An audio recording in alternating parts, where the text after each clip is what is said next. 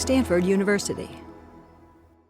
All right, well, welcome to Stanford CS193P. That's developing applications for iOS, winter of 2017. So today, our topic is to talk about custom views, okay, specifically the drawing side of having custom views.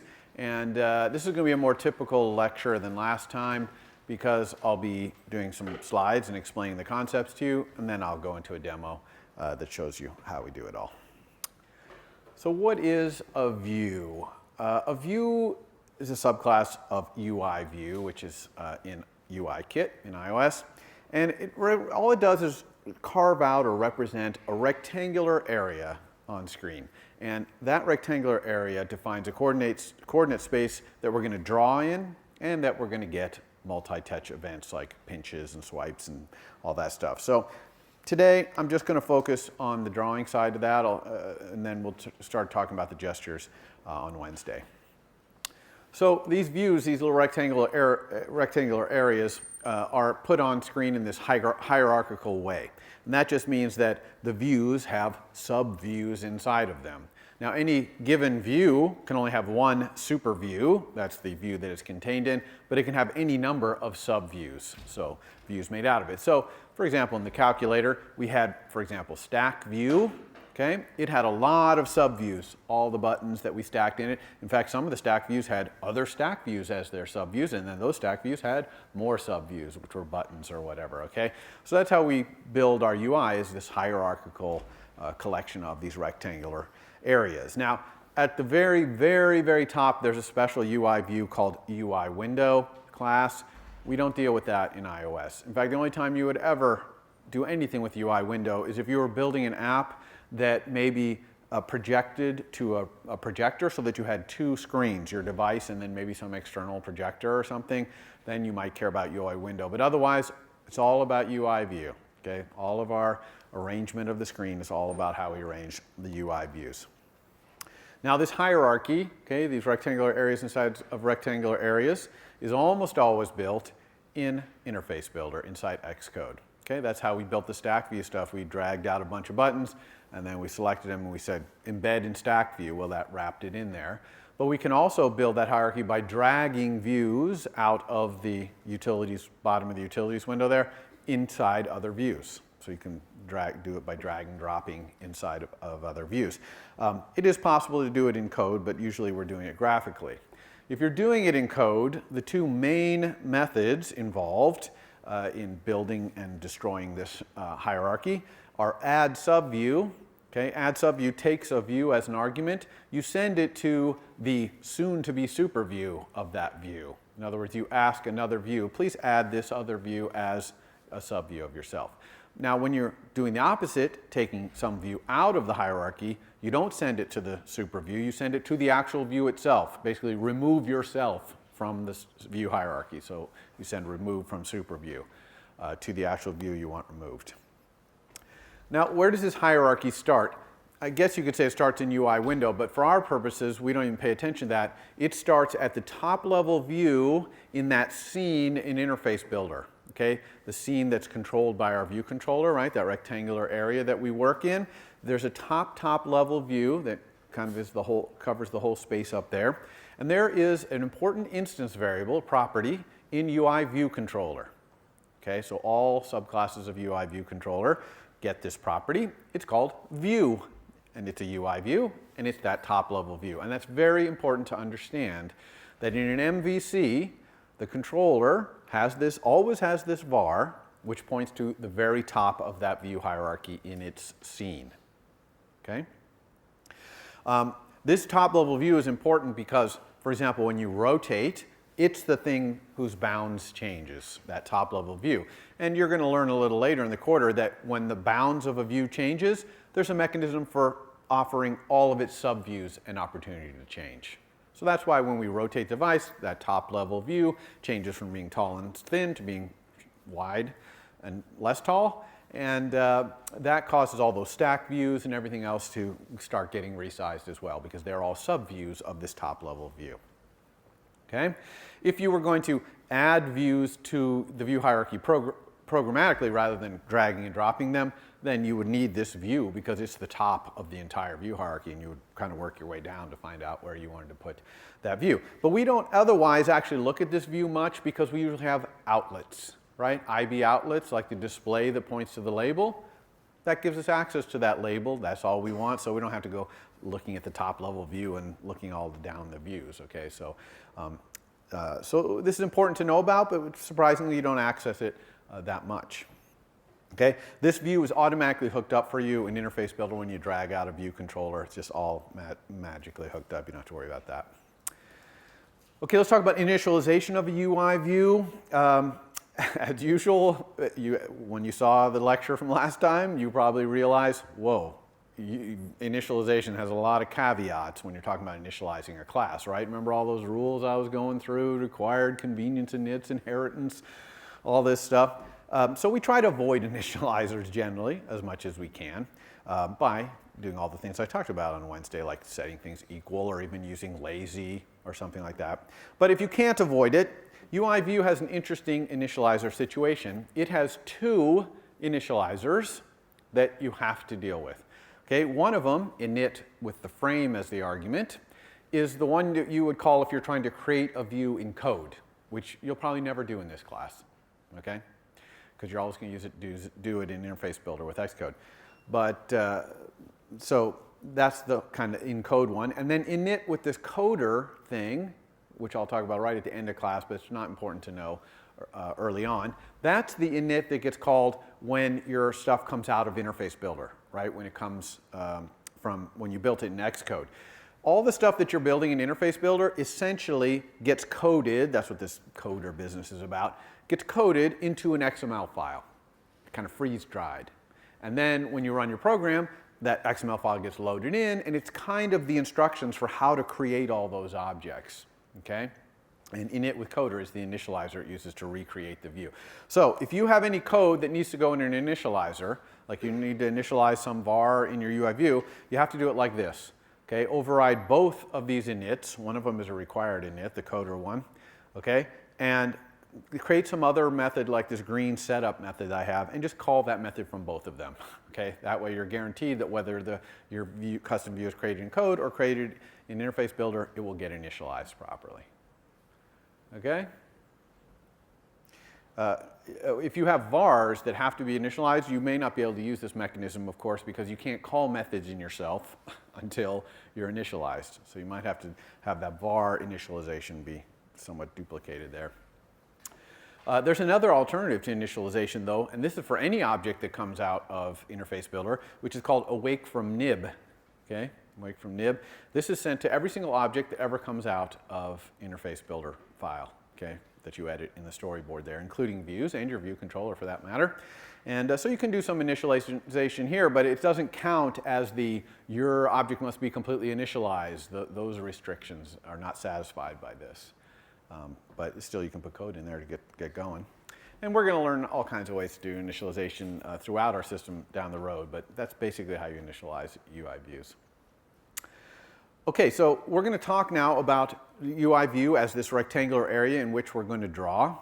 And so to do that, we need to talk about some types. There's some very important types that you need to know. One of them is CG float. So CG float is a floating point value. All of your coordinates that you're going to be drawing in are all floating point values, but they're not doubles, they're not floats, they're CG floats. So this is a type, a real type, that you have to use all the time when you're doing anything with the drawing, okay? CG stands for core graphics. This is the graphics float right here, okay? There's also a CG point, which is just a struct with two things in it, X and Y. They're both CG floats. CG point represents a point in your coordinate system somewhere. Again, floating point coordinates. There's also CG size, which represents an extent, you know, with a width and a height, okay? Only it's just a struct with two CG floats, width and height, simple. And there's CG rect, of course, which is a rectangle. It's a struct that has an origin, which is a CG point, and an extent, which is a size. So a rectangle represents a size, okay? So creating a CG rect, there's actually quite a few initializers for it. You can create origin and size, you can do X, Y, width, height, things like that. And CG rect also has a lot of really cool little convenience vars and funcs and things like that, like min X, max Y, mid Y. Those will tell you things like where's the left edge of your rect, the top, the left or the bottom, the middle points, etc. There's also nice functions like intersects other rect will return whether the two rectangles cross over. Right?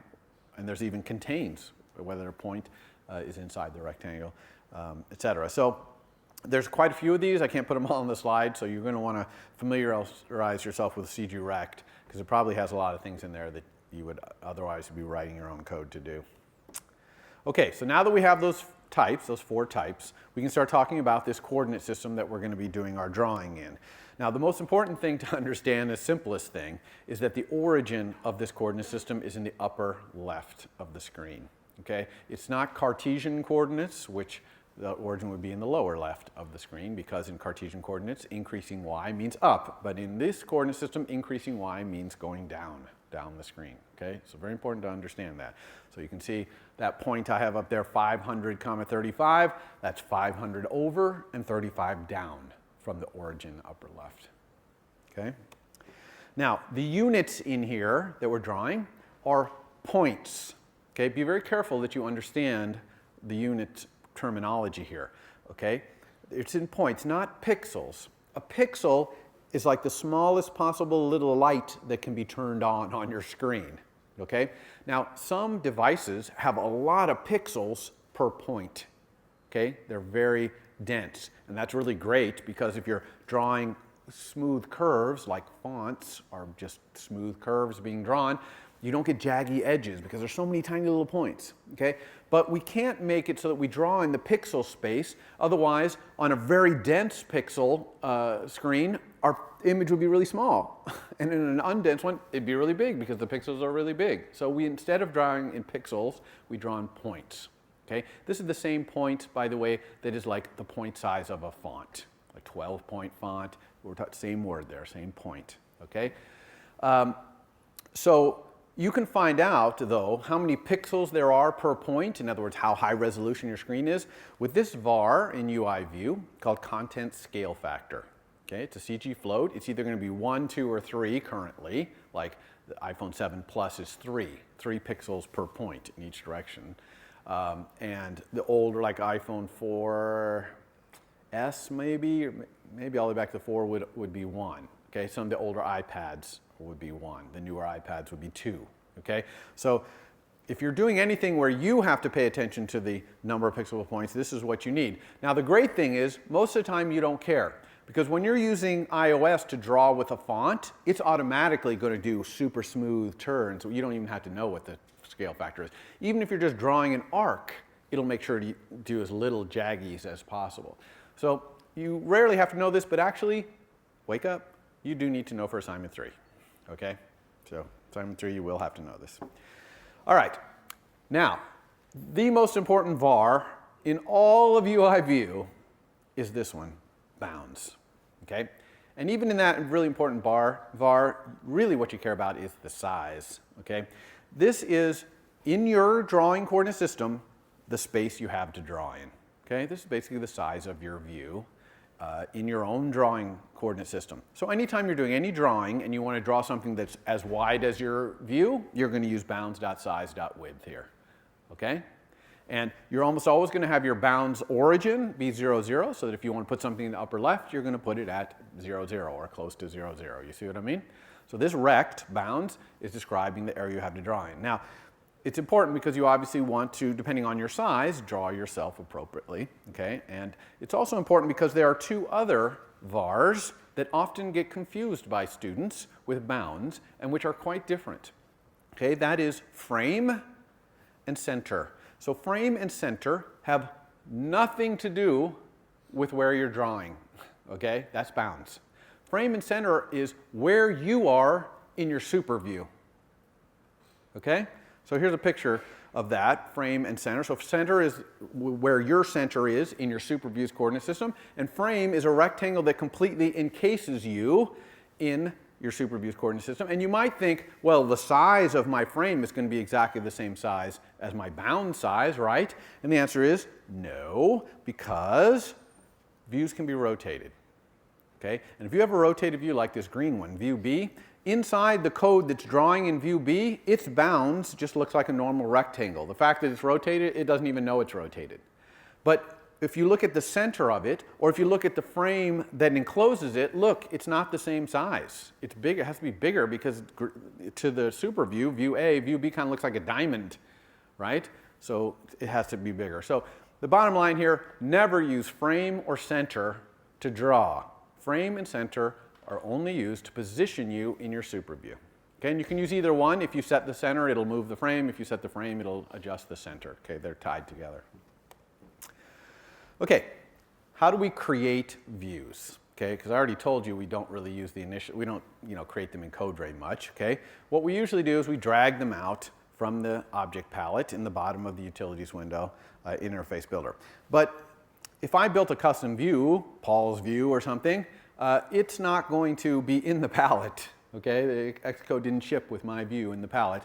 So instead, there's a generic view, just plain UI view, and you're going to drag that in. But then you're going to inspect it using the top half of the utilities pane on the right. You're going to inspect it and change its class to not be UI view. It's going to be your subclass of UI view, so Paul view or whatever. Okay, and it's a very important step to remember. When you create a custom view and you drag it into your UI, you have to change its class to be your custom class. And we'll see that in the demo how it works. When you create it in code, of course, you're just doing UI view, subframe, and you provide the frame. Okay, and that frame, remember, what does it describe? It describes where this view is going to be in its super view when it gets added. That's all the frame is doing. Okay, and you can create it with UI view, no arguments. Then it will be 0 width, 0 height, and it'll be at 0, 0, so you won't even see it. So, but you could come along later and change its frame and or its center to move it around. Here it's a really quick example how to create a view in code. I'm going to create a UI label. UI label is just a subclass of UI view. And notice that on the second line there, I'm just saying label equals UI label frame of whatever. So I'm giving it this frame 2020 150, right? And then I'm setting the text to hello. Well, if I was doing this code in a UI view controller, then I could put it at that top level view like that, view.add_subview, okay, and it would add the subview. Custom view. So why do I ever need a custom view?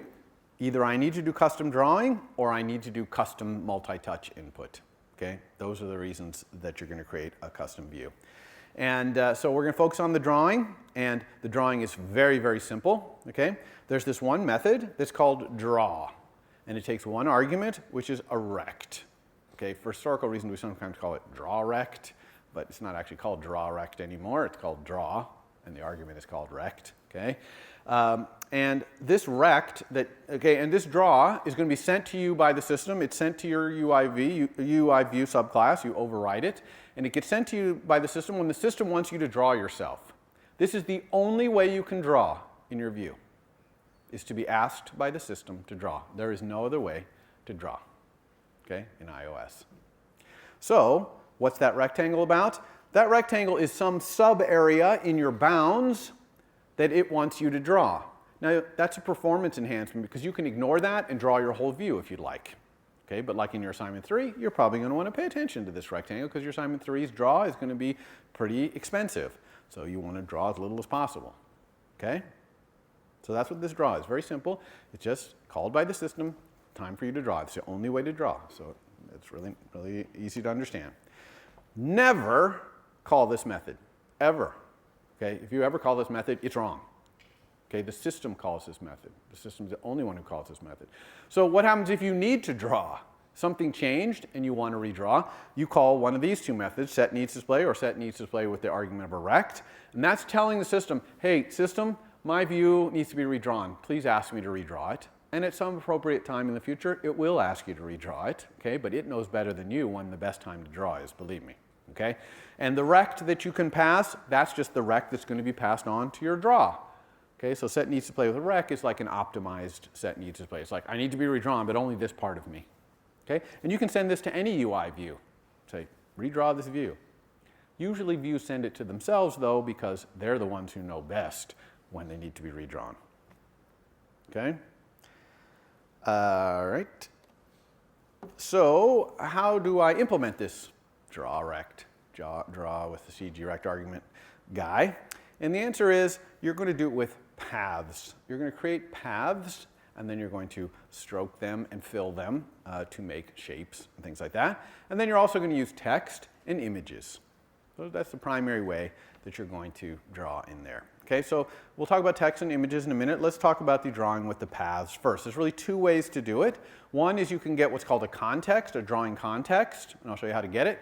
And then you can send messages to that context like move to this point, draw a line to here, add an arc over here, put some text over here, things like that. Okay, actually the text we're going to do in a different way, but so that's one way. And then the other way is you can create a path object, okay, using UI Bezier path. And it's the same kind of thing, but you're going to create this object that you're going to tell that object, okay, I want this path to be moving to here, and then a line here, and then an arc over to here. Okay, so you create this path, and then you send a message to that path saying, okay, stroke it. So it's a subtle difference, but you'll see. We're going to focus mostly on the UI Bezier pathway because it's kind of a little simpler. So let's understand the concepts here of core graphics. That's what the CG is that you're seeing all the places here. The number one thing about core graphics is we need a context, and that context might be a drawing context for on screen, it might be a printing context if we're printing, it might be a context to draw into an off-screen bitmap, etc. The one you care about is obviously the context to draw in your draw rect, and you get that by calling this function. This is just a Swift function, it's not on a class or anything.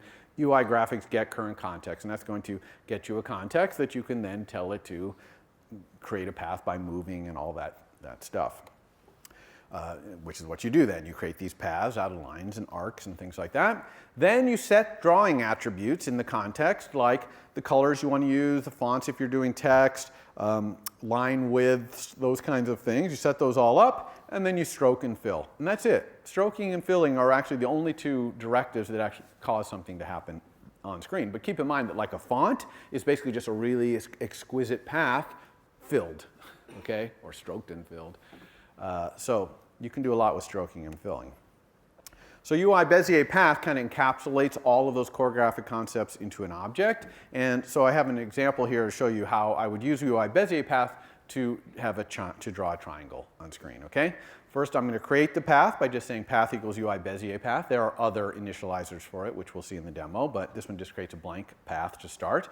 Then you move around with the path, so like I can say move to, which 80, 50 is like halfway across this little screen. This is a small screen, let's say, 160 points wide. 80 and then 50 down, okay? Then I'm going to add a line down to 140, 50. See that? Okay. Then I'm going to add another line over to 10 off to the left. I'm still 150 down. Then I'm going to close the path. Okay, we can close, and that just closes it back to the start. So look, I made a triangle. Okay, really easy. Now, the only thing is, all this code right here would actually draw, instead of that triangle right there, would draw this. Okay, nothing. Okay, you would see no drawing with that code. Okay, because we haven't stroked or filled it. The stroking and filling is what draws, okay? So how do we do the stroking and fill? Well, we need to set the colors that we want to fill and stroke with. So we're going to talk about UI color in a minute, but here I'm taking green and sending it the message set fill. So you actually set your color to fill with by sending a message to color, to a color. You get a color and you send it a message, set that as my fill color, and same thing with the stroke, set as a stroke color. So I've set my stroke color to red, my fill color to green. But when I'm talking about attributes like line width, I send that to the path, to the UI Bezier path. Set your line width to 3. Okay, so I do that. Now, if I say path fill, now I get a green triangle because my fill color was green, and it takes that path and it fills it in. That's what fill does. Okay, and similarly, if I say path stroke, I get a red line around because the path that I took to get around there gets stroked with a 3-point wide red line. Okay, so that's it. It's quite simple, actually. That's how we draw. Okay, and UI Bezier path also knows how to draw a lot of common shapes like rounded rectangles and ovals and things like that, and so you should familiarize yourself with UI Bezier path's API, of course. Another cool thing you can do with UI Bezier path is you create a path like that triangle, and you can clip all your drawing to that path. So you could draw this elaborate picture, but only show the part that shows through that triangle. If you take that triangle path that we just created and say add clip to it. Because after that, all drawing is only going to show up inside that triangle, which is kind of cool. You can make some pretty cool effects by doing that. The Bezier path also knows how, it has this method contains that will tell you whether a point is inside the path. Okay, so that's good if you want to do some touch thing where people are touching on something and you want to do hit detection, basically, what they're touching on.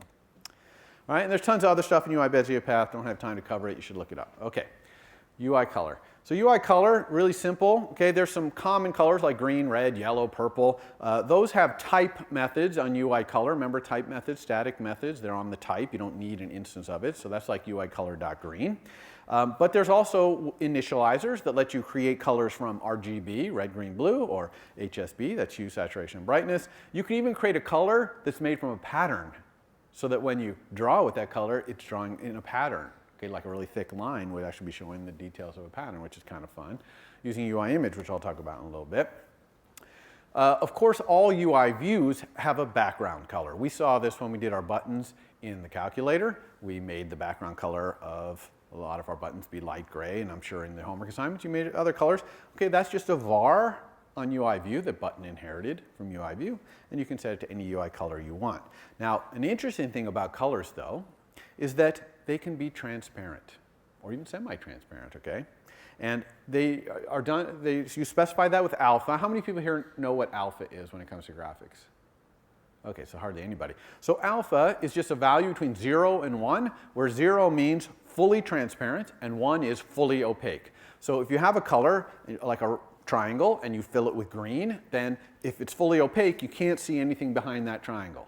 But if it were 50%, 0.5 alpha, then you'd be able to see the green, but you'd also be able to see things behind it a little bit, 50% kind of. Okay? If it was 0, you wouldn't see any green, because it would be fully transparent. You'd be looking all the way through it, so you wouldn't see any green. Okay?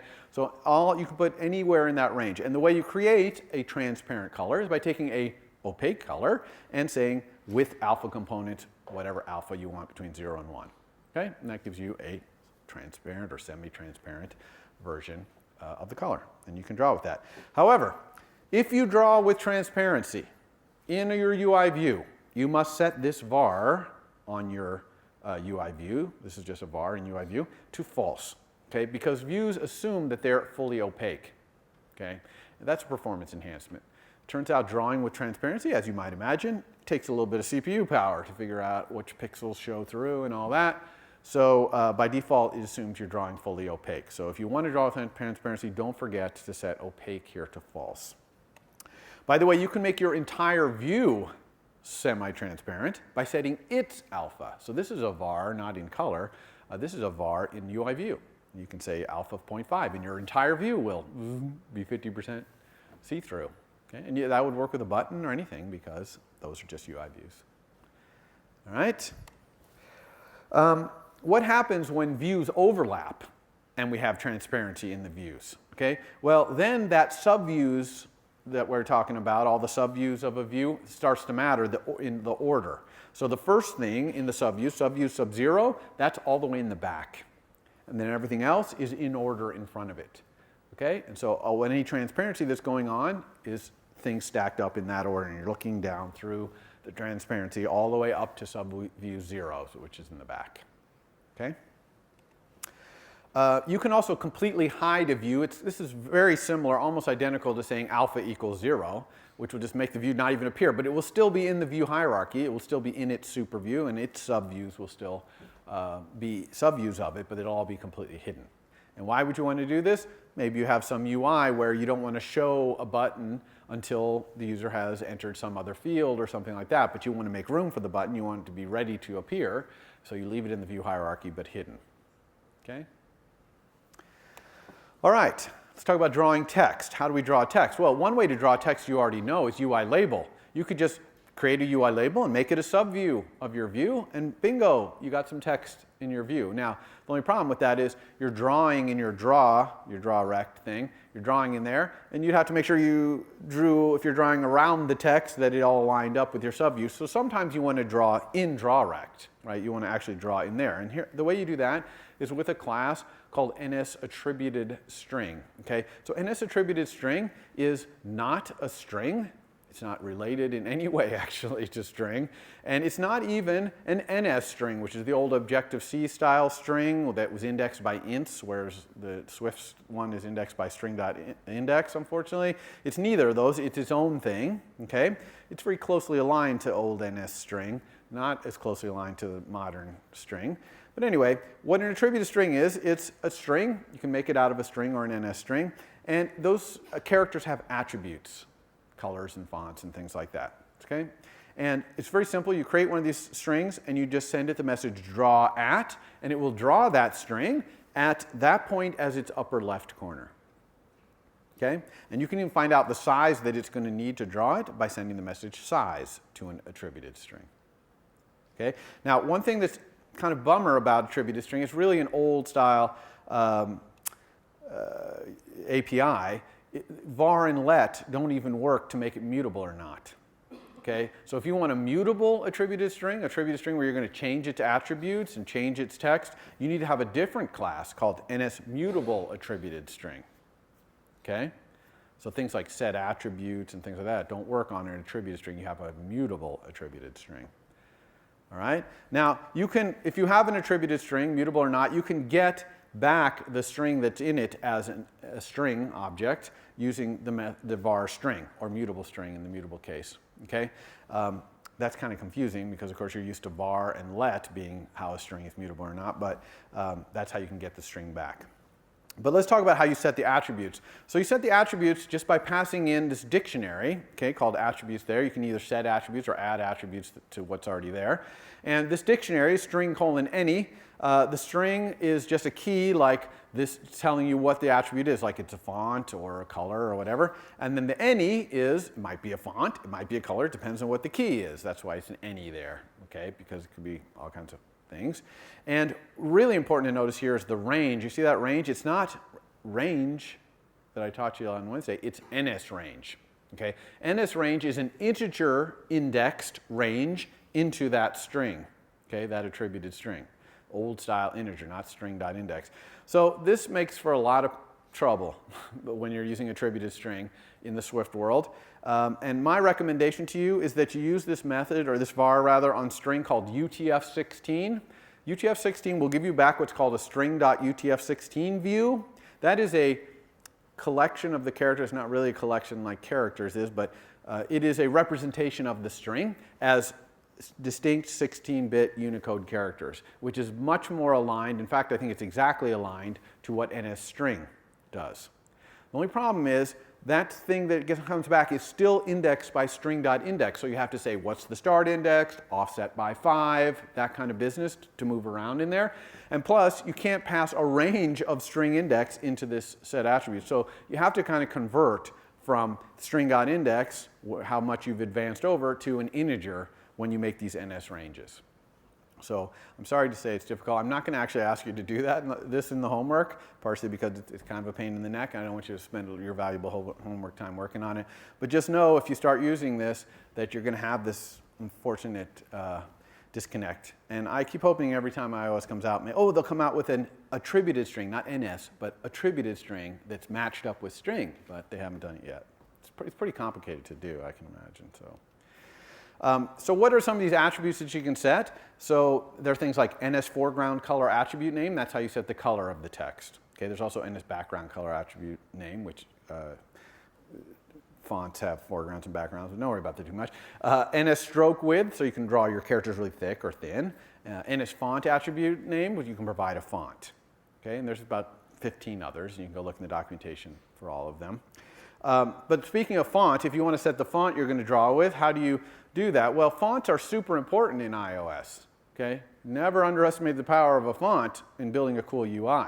Okay? Look at all these UIs. Look how important the choice of font, size, position, all that stuff is. Okay? So how do we get a good font so that our UI will look good? Well, we're going to use this very important static method in UI font. So you send this to UI font, the class, called preferred font for text style. Okay? And so you're going to specify the text style, which is kind of like, what's the environment you're going to use this text? What kind of text is it? And so there's about 8 or so of them. but 3 of them are like a headline. This is going to be a headline, so that's going to be a bolder font, a little larger maybe. Then body font, that's like, this is the user's data, so in a mail message, this would be the message they're actually typing maybe, although it's probably a multi-font. But, and then footnote would just be a small little text, you see, on the bottom. So I really encourage you, when you're using a font, try to find a text style that will work. Okay, because it's going to be in sync and compatible with all the other apps because they're using these preferred fonts. And also, by the way, if the user goes in settings and sets their font size to be really large, these will automatically get larger. Okay, and hopefully if you have your auto layout working, everything will expand or contract properly. Okay, there's also system fonts. Don't get confused between the preferred fonts and system fonts. System fonts go on buttons and things like that. Okay, preferred fonts are for the user's content. So that's the difference there. Now most of this stuff, again, you're not even going to set in code. You're going to set it in Interface Builder in the little inspector window. Right? You're going to be setting preferred fonts and system fonts can be set there. If you want to use a specific font like Helvetica Bold 13 point, you can do that. I don't recommend it, but UI font descriptor is an important class to know for that. It's how you describe that font that you want, that special font. So, you know, some apps typography is what they do, and so they need to be able to do specific fonts. All right, so that's text. How about drawing images? So images, again, we have a thing like UI label. It's called UI image view, and you could just make an image be a subview of your view if you wanted to have an image in there. But again, sometimes you want to be able to control that in your draw rect. And we do that with the UI image object. Okay? I already showed you actually when I was talking about failable initializers how to create a UI image. You just put it in your XC assets file, interface builder, and then you say UI image named, and it gets it by name. And if it can't find it, it returns nil. So that's the number one way you're going to get an image into your app, is put it in XC assets. But there are other ways to do it. You can get it from a file, like if you had a JPEG file. Of course, I haven't shown you how to get files, so you don't know how to do that yet. But you can do it that way. And you can also get it just from raw data, raw JPEG data or something that you got over the internet or from a URL or something. You can do that. You can even do it by drawing with all those path things. You can use this UI graphics begin image context for a certain size region, and then you can just use UI Bezier path draw or get graphics context or whatever, draw in there. And then there's an end image context, and it'll capture it and create a little image for you. So that's another way to do it. So once you have an image, okay, that you got from any of these sources, you can just draw it inside your draw rect by saying draw at point or draw in rect. Actually, I think that's probably draw at space point, not at point colon. And draw in space rect and draw as pattern in space rect. Those do kind of what you would think, right? Draw at point draws it where that's the upper left-hand corner. It draws it in its natural size. Draw in rect is going to scale it to fit inside the rectangle that you provide. And draw as pattern is going to tile it. So presumably that's a small image and you're drawing a texture or something, and it's going to repeat it over and over to fill the rectangle. Okay? I'll fix this slide and repost it. All right, one thing to be careful of with UI view. When UI view changes size, you do not get asked to redraw by default. What it does is, believe it or not, takes what you've drawn, grabs the pixels, and stretches them to fit the new bounds. Okay, now this is often not what you want. Often what you want is, okay, my bounds change, ask me to redraw again in my new bounds. Okay, so how is this controlled? It's controlled via this var in UI view called content mode. And the content mode can be things like left, right, top, bottom, top, right, top, left. That's basically saying, take my bits and shove them up into the left corner, one of these spots, center or right. Don't do anything with them, just move them in the new bounds. Well, that's likely to cut off what you've drawn or something like that, depending on how much the bounds have changed. Like when you rotate, the bounds changes quite a bit. There's also the scaling ones, and this is the default, scale to fill. And that says, take my bits and take my new bounds and scale it to fill. I can preserve the aspect ratio if I want, although again, that's probably going to cut something off. But the real one that you want is redraw. Okay? If you set your content mode to be .redraw, then when your bounds change, your draw is going to be called. Your draw rect, draw with the rect argument. Okay? So in your assignment 3, you're going to want to do this. You can actually do this, you can do it in code by setting that var, but you can also do it in Interface Builder, okay, in the Utilities window in the Inspector for your view. Just, I think it's the very top one, Content Mode. All right, so I'm going to be leaving the slides here, so I will tell you what's coming up. I'm going to do this demo right now where I'm going to do a custom view, a face view, a UI view that draws a face. And then Wednesday, I'm going to talk about gestures. We'll add some gestures to control our face. And I'm going to start talking about multiple MVCs. I'll finish up with multiple MVCs next week. Your assignment 3 requires you to do multiple MVCs, so I'm not going to make it due until a week from next Monday, because you'll need next Monday's lecture. However, I'll probably ship the assignment, the write-up, on Wednesday, because a big part of that assignment is drawing your own custom view, and you'll certainly know everything you need to know to do that right off the bat, okay? So you can kind of get started on the view, and then next Monday you can start doing the multiple MVCs, and you'll still have a full week until the next Monday to get that done. All right? No Friday section this week. Okay, so as with most demos in this course, I am going to start from scratch, okay? We're going to do a completely new app, no more calculator in here, so I could click on here to open my calculator, but instead I'm going to go back here to create a new project. Okay, it's going to be single view application, and as I told you they all would be. I'm going to call this one Face It. Okay, and it's going to start out just drawing a face, but it's going to do much more eventually. And still no core data or testing stuff yet, so I'm just going to do Face It here. It's going to say, where do you want it? I'm going to put it in the same place the calculator is in my developer. I'm not going to be using SCM, but of course those of you who came to Friday's section, you'll know how to use that. And here's my new app here, and I'm also going to do my standard thing where I'm going to take these supporting files and move them out of our way so they don't distract us every time we look at the navigator here, because we don't need those for this demo. So just like every other thing we've done, we have a view. Here's our storyboard with our view. Oops, not that small. And of course we have our controller. And I'm going to delete this out of the controller as usual here. And this time, we're going to start right off here by building a custom UI view, custom view of view subclass. Now, the way we do that is the same way we built the calculator brain. We go here, new file, right? This is how we add new files to our project. But this time, for calculator brain, we chose Swift file because it wasn't a UI thing. It didn't inherit from any iOS class. But now we're going to choose Cocoa Touch class because it's going to be a subclass of a Cocoa Touch, a UI kit class. So we click that. It says, what do you want it to be a subclass of? Okay, and we want UI view, but you can see there's other things, UI view controller and other things that we'll learn later in the quarter. But this is a subclass of UI view. I'm going to call it face view because it's a view that draws a face. Okay, it's a good name. All right, so we click here. It says, where do you want to put it? You usually want to be very careful to put it in the same place as everything else is. You don't want it in supporting files, and you don't want it at this top level, the project level. You want it inside this folder right here that has all your stuff in it. So we'll do that. All right, so here's our face view. And you can see right off the bat in face view, we get this, which is our draw.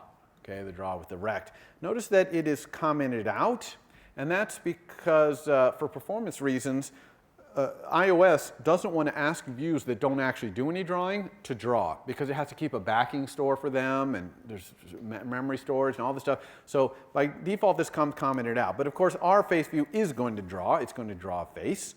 So we're going to uncomment it out.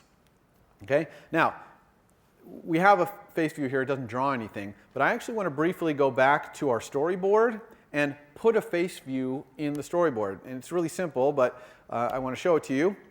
And again, if we go down to the object palette at the bottom here, where we got our buttons and labels, I could search here forever. There's no face view in here. But I can go down towards the bottom here, and you will see this one. It's actually almost at the very bottom. It's view. See, represents a rectangular region which draws and receives events, as promised. And so I can pick this guy up and drag him out, okay, and drop him here inside this view controller. And remember that the top level view in this view controller is a var called view. Okay, very important var. Now, I want this view to fill the whole space. So I'm actually going to use the blue dashed lines to make this thing fit the entire space. You see that? Now, I also want to do the control dragging to the edges that we did in Calculator. Remember that? But it's actually kind of hard to do this because I want it all the way to the edges. But since I use the blue lines, I can use a really cool feature, which is down here, this button. You see this button in the lower right here? It says Resolve Auto Layout Issues. If you click that, one of the choices is to reset to suggested constraints. So that is the system saying, I'll make your constraints for you based on what you did with the blue lines. So I'm going to look at your blue lines. Since I use blue lines all the way at the edges, if I say reset to suggested constraints, it's going to hook those things to the edges because that's what it looked like I wanted. Now I can double check what it gave me by clicking here on the size inspector. And if you look down towards the bottom of the size inspector, you can see all your constraints. And look at that. Perfect. Trailing space to super view, leading space to excellent. All exactly what I want. So here I've gotten all my auto layout with one click. Okay? And that's going to be possible to do quite a bit. If you use those blue lines and you say reset suggested constraints, often it'll at least get close. And then you can kind of tweak the ones it didn't get right. Now the other crucial thing I have to do here is that this is currently a UI view. If I go over here to this inspector here, which is the identity inspector, you can see that the class of the selected thing is UI view. Okay? So no matter what I put in my draw, it would never be called because this is not a face view, it's a UI view. But I can just click here and go down and choose face view, and now I've made this a face view. Okay? So now all the code I put in my draw is going to draw in here. And that's it. That's all I need to do to put a custom view into my UI. It's very common to want to put a custom view in your UI, so that's why it's so simple to do. Okay, so now all we need to do here is, in our face view, write the code that draws our face. So what are we going to do to draw a face? Well, I'm just going to draw the kind of emoji face, this round circle for a head, two round eyes, a little smile, okay? Very simple face. Let's start by drawing the skull of our face, the kind of the head of this face. And I just start doing that in draw here. I'm going to use UI Bezier path to do all this, so I don't actually even need to get the context, that UI graphics get context. Don't even do that. Just use UI Bezier path, automatically knows what context you're in, so you don't have to do any of that. So what do I need to do, though? I need to kind of think of how big my face is. I want my face, if I'm in portrait or landscape, I always want my face to kind of be the smaller of the two sides, the height or the width, you know what I mean? Because I always want the face to fully fit in there. So I'm going to let my skull radius, so that's going to be the radius of my skull, okay, equal the minimum, and there's this nice min, you see that min function right there? It's generic typed, like array of t, so that's the t. It'll take any type, and it'll compare two things and return the one that's the lowest. So I'm going to get the minimum of my bounds.size.width and my bounds.size.height. Okay? And then I'm going to divide it by 2 because it's radius, not diameter. Okay? So now, see what I'm doing here? I'm just making it so that my radius of my skull will be smaller of the width or height. Okay? And then what about where I want the skull to be? Well, I want it to be right in the center. So can I say let skull center equal my center? Okay, that's a method. Can I say that? That's a bar. Anything wrong with that? No? I see shaking heads. Why not? What's wrong with that? Yeah? This will start from the top left. He says because it'll start from the top left. Not quite. Anyone else want to take a stab at this one? It's because center, while it is the center of this view, it's in the wrong coordinate system. Okay? This center is in my super view's coordinate system.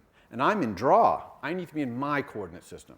So there's actually two things I could do here. One, I could use this cool function in view called convert, okay, which will convert a point from one coordinate system to another. So I could go down to this one, okay, convert CG point from view, and I could convert this point center from my super view. Okay? Instead of just using center, I could convert it. So that would be fine, because I've converted it from one coordinate system, my super views, to mine. That's probably a little, someone reading this code is kind of like, why are they doing that? A simpler way to do it is probably just to create a point, CG point, that is my bounds mid x, that's my middle x, see, that's an erect thing, and my bounds mid y, okay? That makes sense? So I'm just creating the point that is the center much more straightforwardly there. All right? So now I have my radius in the center. Now I need to draw a circle. So how do I draw a circle? I'm going to do that with UI Bezier path. So I'm going to say let path equal a UI Bezier path. Now, when we look at the constructors for UI Bezier path here, you can see that we can draw an arc, which is actually what I'm going to use.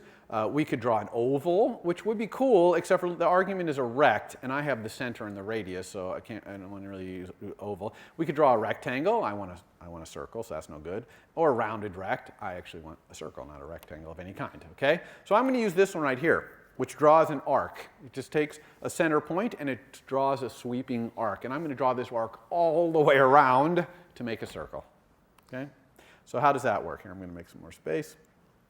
All right, so it wants to know the center of the arc. Well, that's my skull center, right? It wants to know the radius of the arc. Well, that's my skull radius. Oh, this is easy. It wants to know the start angle. Okay, so that's the angle that it's going to start sweeping. I'm going to choose 0. The angle 0 is straight out to your right. Okay, so if you're looking at the screen, to the right, straight across, that's 0. And it's in radians. How many people know what radians are to measure angle? Okay, most of you. So radians, instead of degrees, we measure how much we're going around by radians. Radians go from 0 all the way around to 2 pi around a circle. Start 0, and then we go around pi over 2, or pi, yeah, and then pi is 180 degrees, and then around to 2 pi is 360 degrees. Okay, so it's in radians. So this end angle has to be in radians, and I want to go all the way around. So it's 2 times pi. We know that double dot pi is pi. And then clockwise is whether I'm going to draw the arc around clockwise or the other way. It doesn't matter because I'm going all the way around and getting back to the start anyway. So I'll just say false. Okay, we'll go counterclockwise. Now, I got a warning here, an error. Let's look at that error. What does it say? It says the binary operator star, and it's pointing to this little multiplier right here, cannot be applied to int and double. Okay, why is it saying that? These arguments to UI Bezier path, the floating point arguments like start angle and end angle, what type do you think they're supposed to be? No one? I hear it being whispered. Yes, CG float. All drawing has to be CG float. So is double dot pi, is that a CG float? No, it's a double. Is 2 a CG float? Well, it might be, but Swift would have to infer that it's a CG float. And right now, Swift is confused about what that's supposed to be because it knows this argument is supposed to be a CG float, but the thing you're multiplying it by is a double. So Swift doesn't know what to infer here. Doesn't know whether to infer that 2 is a double or a CG float. So the fix here, luckily, CG float has a pi. Okay, just like double does. Now everybody's happy, because Swift knows how to interpret this literal as a CG float, and this argument to the end angle is now a CG float. So everybody's happy. It's only complaining that we don't use path yet. Okay? Excellent. So now we've got this arc going all around. Let's set something about the path, like its line width, for example. We'll set a nice, fairly thick line, 5 points wide. Okay, that's what that means, 5.0. 5 points wide. And then let's set the color. So I'm going to get UI color, let's say blue color, and we'll say set. And by the way, there's set fill and set stroke. There's also just set. Set sets both the fill and the stroke. Here we only need to set the stroke color, but I'll just say set so you learn about that one. And now I can just say path stroke. Okay, and it's going to stroke that path. So let's see what this looks like. Let's go do iPhone 7 here. So hopefully this is going to draw our skull.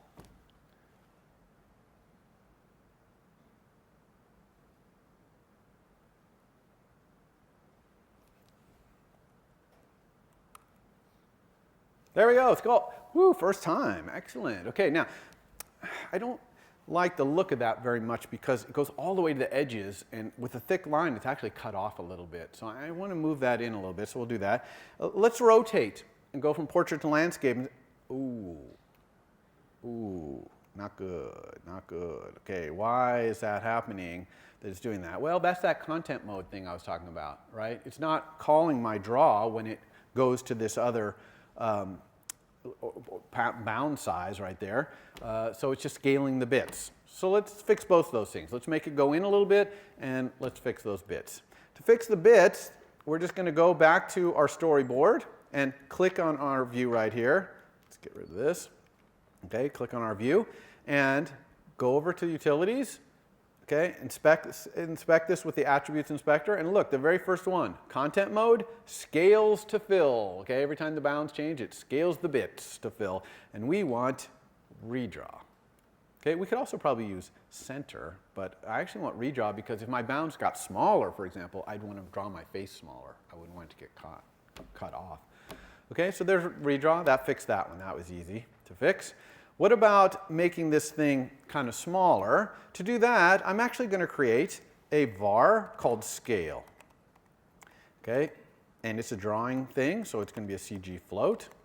And I'm going to set it to, let's say, 0.9, and that's going to mean 90%. And all I'm going to do is take my radius and multiply it by that scale.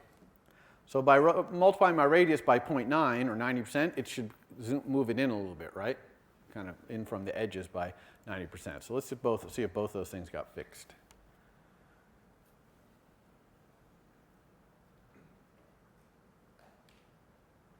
Oh, so the 90% worked. Clearly it's in 90%. And the rotation works also. Okay? So we're off to a good start here. Things seem to be working just fine. All right. So what's the next thing we want to do? Well, we want to draw eyes and a mouth and things like that. I want to start thinking a little bit about my internal architecture. And I'm kind of liking the idea of having some private funcs, like give me the path for the skull. Okay? And have that return a UI Bezier path that I can then stroke. And then I'll have the same thing. Give me the path for the eye. Give me a path for the mouth. You see what I mean? I'll get all these. And so I can just take this code down here that creates this path for the skull, and I'll just put it up here, and I'll just return this path. And then down here, instead of saying path stroke, I'll say path for skull stroke. Okay, you see that? Now, another thing is the skull radius and the skull center, I want all the other things like the eyes and the mouth to all be relative to that, right? So if I make my skull small, I need the eyes to get smaller, the mouth to get smaller, everything to move in. So I'm going to use these two guys. I'm going to make them, instead of being local variables in draw, I'm going to move them out and make them be private vars. Okay? And in specific, they're going to be private computed vars. Okay? So I'm just going to take what they were before, and I'm just going to return them so that no matter what my bounds is at any given time, skull radius, that var, which of course we have to type, it's a CG float, that skull radius is always going to match my bounds. Okay, because every time I ask for it, I'm going to recompute it using this little function. And same thing with skull center. I'm going to say private var, skull center, which is also a CG, no, this one's a CG point, and it's going to be computed. Return. Now, one thing you notice here, I don't remember if I covered this in the other lecture, but you notice I'm not saying get here. See, I'm not putting get and set. Okay, well, I'm not putting set because you can't set the skull center. The skull center is always the center of my bounds, so I can't set it. And if you have only a get, it turns out you don't need the get, because it's kind of redundant. So you get this kind of nicer looking code here. Okay? So now we have skull radius and skull center available to all of our methods, and so all our other paths, like path for eye and all that stuff, can use them. So let's get started on those. Let's do path for eye. How about that? So in a private func, path for eye. Now actually, probably the path for the eye is almost the same for the left eye and the right eye. So I'm going to create a little type here called eye, which is just going to be a little enum. And it's going to just be the left and right eye. So private enum eye, oopsie, eye is case left and case right. Okay? So, I mean, it's perfectly fine to use an enum to just represent something simple like this. You don't have to always be doing, methods and associated values. We don't have any associated values here. We're just representing it as a way to specify in this API which eye we want the path, the UI Bezier path for. Okay? So, by the way, also, I want to have some constants that tell me where the eye is relative to the center and where the mouth is and how big the eyes are. So to save a little bit of time here, I'm going to just type those in at the bottom here real quick. Look how fast I type them in. Okay? This is, by the way, how we do structs. or constants in Swift, we just create a struct and we make static lets on it, which are all of our constants. And what's really cool about this, one, it groups them together. Like here I have ratios. It's all the ratios between the skull, the skull radius and all these things I want to do, like the eye offset and the mouth. Also, it types them. You see, these are typed constants. I can put the type in there because they're just vars. They're static vars on this struct. Okay, we don't have any storage in this struct. Doesn't have any methods. It just is only used for constants here. Now I'm going to use these constants down here, and I'm going to use the skull radius and center up here to calculate the path for the eye. Okay, so how am I going to do that? First I need the center of the eye. Now I'm going to create a function to calculate the center of the eye, but I only need it for path for eye, so I'm actually going to put it inside path for eye. Okay, so I'm going to create a function here, center of eye. I'm typing it quick here to save some time. I'll go through it though. And center of eye, look how it's inside path for eye. And that's perfectly legal. Some of you are probably using that strategy in your assignment too. I think I mentioned it in a hint that you can do it. And all it does is it keeps center of eye inside here because it's not needed anywhere else. So now readers of my code don't have to worry about this thing being called somewhere else and what its semantics might be out there. They know that it's only used in this nice little space right here. So it's kind of a nice way to arrange your code to make it a little more readable. All right, so how does center of eye work? Well, it takes the eye, and it just gets the eye offset by taking the skull radius and dividing it by one of those constants, the ratio between the skull radius to the eye offset. That's how much it's going to offset the eye. Now, I'm going to offset the eye the same amount up as I do to the sides. Okay? So the line between the nose of our face and the two eyes is going to be equilateral triangle. Or no, not quite equilateral. It's going to be a little wider, but the same distance going up as it is going out to the sides. And then I'm going to start with the eye center being in the center. I'm starting with the eye in the center of the face, and I'm going to move it up and over. Okay, so here I'm moving it up. Notice that up is minus the eye offset because decreasing y is up, increasing y is down. And for x, I'm going to add the eye offset or subtract the eye offset, depending on whether it's the left eye or the right eye. So for the left eye, I'm going to subtract the eye offset, and for the right eye, I'm going to add the eye offset. Okay? Everyone understand that little construct right there, I hope? Okay, and then it's returning the center. So now I have the center of the eye. So using the center of the eye, I can say let the eye radius equal the skull radius divided by the ratio for that one, which is skull radius to eye radius. Okay, so that's how I'm going to get the eye radius, and I'm going to let the eye center just equal center of eye, whichever eye. Okay, this is the eye that's up here. So I'm just calling this little function right here. Okay, and so I have those two things. So I can just create another circle. So I'm going to let path equal UI Bezier path. And do that arc again. Here the center is the eye center this time, and the radius is the eye radius. And the start angle is still 0. The end angle is still CG float dot pi times 2. And clockwise doesn't matter. I'll go the other way this time. Okay, so there's my path.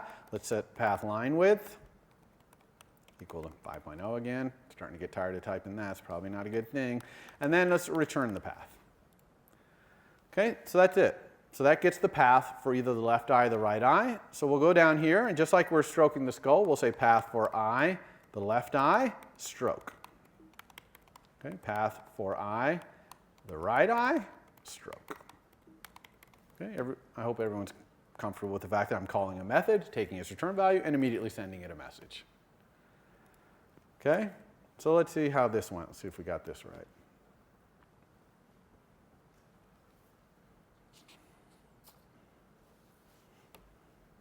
Oh, look at that. First time. That's really going well today. Okay, so there's our two eyes. They look good. You know what would be kind of cool, though, if we could have open eyes and closed eyes. Okay, so how could we have open eyes and closed eyes? How about this? Let's go up here, and just like we have this var scale, which, by the way, notice I left the var public, the scale, so that people who are using my face view, they can control the size of the face. I don't mind. And I'm also going to have eyes open, which is going to be a bool, which will start out being false. And we're just going to make our path for eye look at this var, look at the value of this var, and either have the eyes open or closed. So I'm back here in path for I. So if the eyes are open, then we're just going to do what we were already doing here, this business, okay, because that's what we did so far. But if the eyes are closed, then I want the path to be different. So watch what I'm going to do here. Let path be a UI Bezier path without a value to start. Okay, and then I set it in here, and I'm going to set it in here, and that's allowed. In other words, Swift is smart enough to know you created a let, which can only be initialized once, but you conditionally initialized it here. Because now I'm going to say path equals, and for the closed case, I'm just going to make a Bezier path that starts out blank, and then I'm just going to move to line 2 to make a little horizontal line for a closed eye. So I'm going to say path.move to. To move to a point, CG point, we'll use this constructor right here. Not that one. Let's use this one, CG floats. And the point we're going to move to, well, we're going to move to the eye center x minus the eye radius. Okay, so we're going to move to the center of the eye and back up with the eye there. And we're going to be at the eye center dot y. So we're going to be right in the eye center, and we're going to draw a horizontal line. So we're going to move to the left side of it, and then we're going to add a line to the right side. So another CG point, which is this one again. And this one is going to be the eye center dot x plus the eye radius. And it's still at the eye center. Okay? Make sense? Some more parentheses in there. Everyone see what I did there? But I just want to make sure you understood this thing of let path. You don't have to say equals here as long as this if then still only initializes it once and doesn't change it. Okay? Because it's still a valid let. Okay, so let's go take a look at that.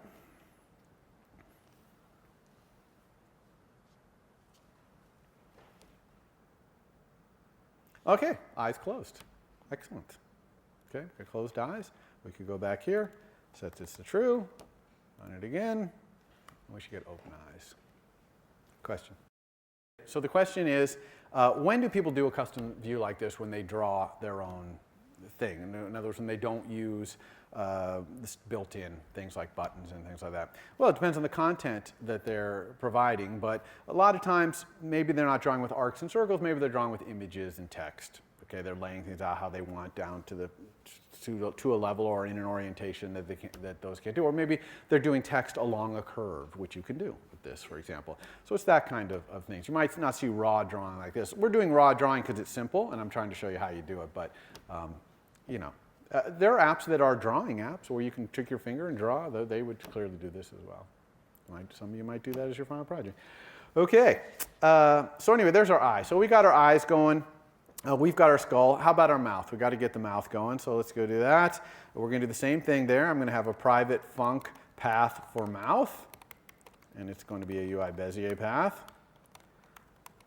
Okay, so how am I going to do the mouth? Actually, I'm going to start by drawing the mouth as a rectangle, just to show you where I'm going to put it on screen, and then we'll use a Bezier curve, actually, to make the mouth. So how am I going to do that? First, I'm going to calculate some things like the width of the mouth, the height of the mouth, and the offset of the mouth, offset down from the middle of the face, using more of these ratios.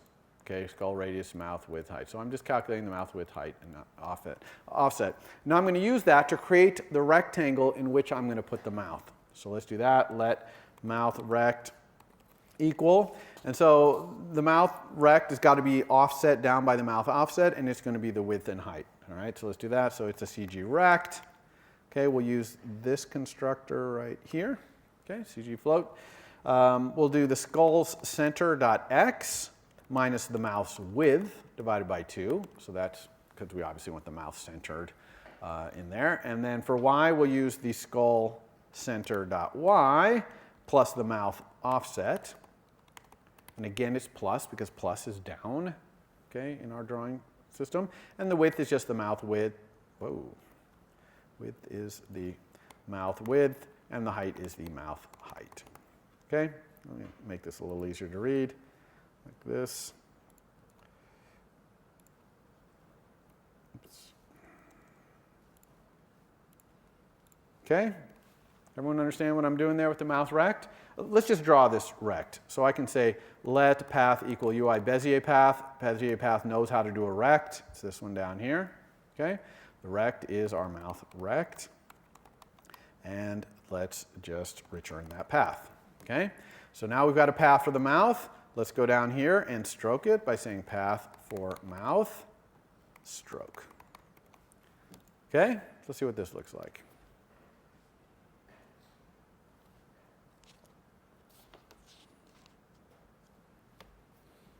Okay, excellent. So we have the mouth.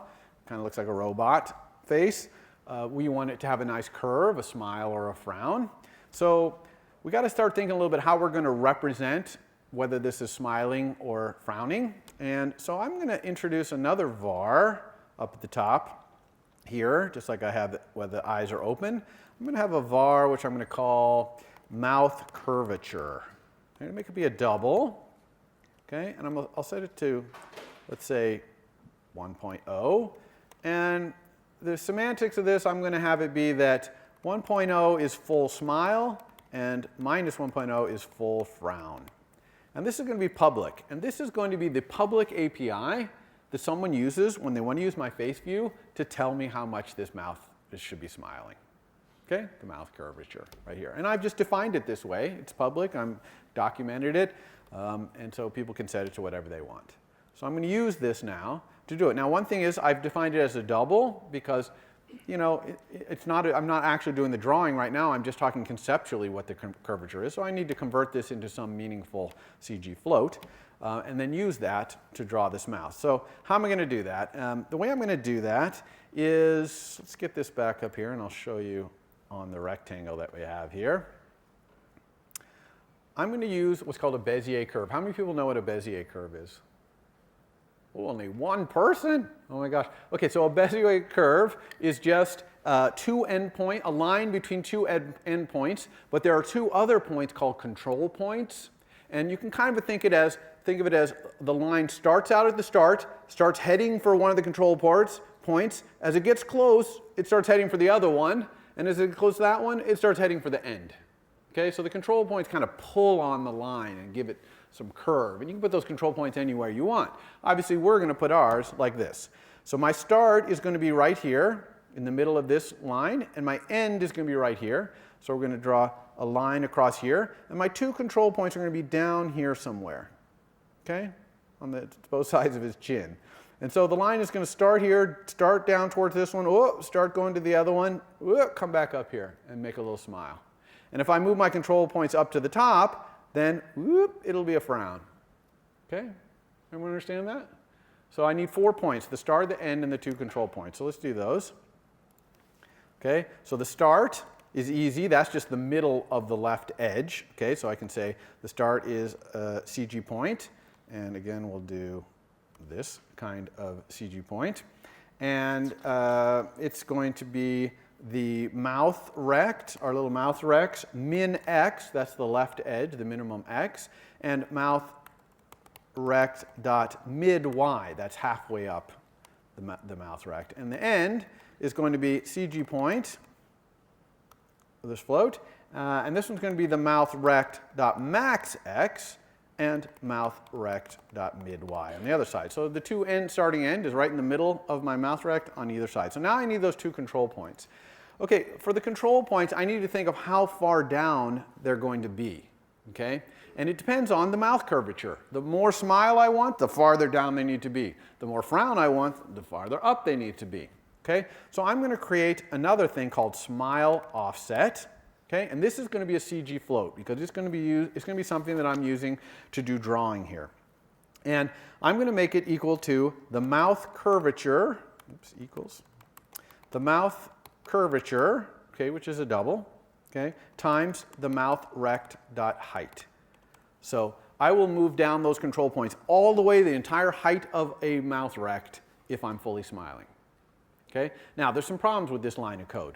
One is, if you look at these things right here, it's saying you can't multiply a double times a float. This is a float, this is a double. So I'm going to have to convert this to a float by using a constructor for CG float. Luckily, it has one that takes a double. Okay? Another thing here is smile offset has to be between, mouth curvature here has to be between 1 and -1. So I'm going to enforce that, because I wouldn't want this mouth curvature to be 5, and now it's smiling so big that it's, on the floor, literally, jaw's on the floor. We don't want that. So I'm going to use min and max to do that. I'm going to say max -1 of min of the mouth curvature and 1. Okay, and that's going to restrict it between -1 and 1. Okay, pretty got that? So I'm just using min and max to do that there. Okay, and notice that it's automatically made these be doubles, which is fine. So the result of min and max is double, and that's being converted to a float. That works fine. Okay, so now that I have that smile offset, I can say how far down my control points are. So I'm going to CP1, which is control point 1. It's going to be smile offset times the mouth rect height down, and I'm going to make the two control points be 1/3 of the way in from the edges of the mouth rect. Okay? So does that make sense? Right? We want it to kind of head down. We want it to kind of be 1/3 of the way along from each side. So CP1 is going to be on the left. That's going to be a CG point. And we'll use this again. And so this one will be the start x. Okay, the start is where we're starting right here, plus the mouth rect.width divided by 3. So I'm going 1/3 away across. And then the y is the start y plus the smile offset, okay, which could be negative. If mouth curvature is negative, smile offset might be negative, meaning going up, and so this will be a frown, or it could be positive and it'll go down. And CP2 is almost exactly the same, so I'll copy and paste it. CP2, it's just that here we're going to go to the end and move back by mouth rect.width, but it's the same, it's at the same level, okay, because we want it to come down, go across, and then come back up. Okay, so now that we have these control points and the start and the end, now we can draw that in the path. So we'll just go to our Bezier path right here. We'll leave the rect in there at first so we can see it. And I'm just going to tell the path to move to a CG point, which is the start. And actually, I don't even need to do that. We can just say move to the start. And then we're going to draw a curve, add curve, okay, which adds one of these Bezier curves. And we're going to the end. And the control point is CP1, and the other one is CP2. Okay? So let's take a look.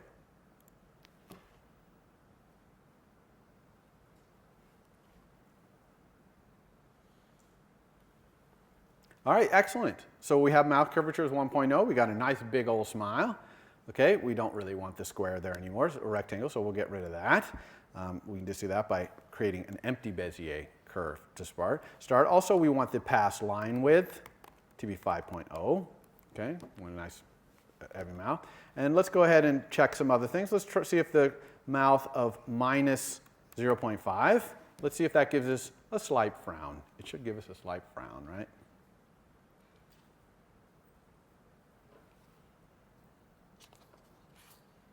Indeed. Okay. All right. What's the last thing I'm going to show? One thing that's a little bit of a pain is every time I want to check the mouth curvature, I got to go run the app. Back, change it, run. Or every time eyes open, eyes close, back and forth. Wouldn't it be cool if I could just see this darn thing in Interface Builder? Okay? I can see a button when I change its things in Interface Builder. And wouldn't it even be cooler if I could have an inspector in Interface Builder that would let me inspect these things? Well, of course we can do that. How do we do that? We go up here and we just make this IB designable. Okay, if you put IB designable in front of a UI view at the top, then when you go over to your storyboard at the top, you're going to see it here, compiling that code, integrating it in to Interface Builder, and showing it to you. Okay, now, unfortunately, we don't have an inspector here that lets us inspect those things, but we can do that as well. I'm going to go back to face view here, and I'm going to say, for example, make the scale IB inspectable. Okay, let's make eyes open IB inspectable. Let's make the mouth curvature IB inspectable. Okay, let's add a few other things here. Let's make the line width IB inspectable. So to do that, we can't have this 5.0 going on over here. We're going to have to add a var. So we're just going to add an IB inspectable var. which is going to be the line width, which is a CG float. We'll start it out at 5.0, but we'll be able to change it. So now we can go everywhere where we have that 5.0. We'll just change it to use this var. Okay? We can also even do the color. App IB inspectable var, the color. It's a UI color. Okay, we'll start it out as blue, like it is now. Okay, so where we have UI color blue, we'll use this var instead, right? We have UI color blue. I'm just going to say color to set the color. Okay, so I'm basically taking all the things in my app and just making them not only configurable as public variables, but also inspectable. So let's go back to our storyboard and see if this works. Sure enough, right away, you see up at the top there, face view. Okay, the scale, whether the eyes are open, line width, the color, mouth curvature are now inspectable. So let's close the eyes. Let's have the mouth curvature be 0.5. Let's make the color be orange. Let's make the line width be 2. Let's make the scale be 0.5.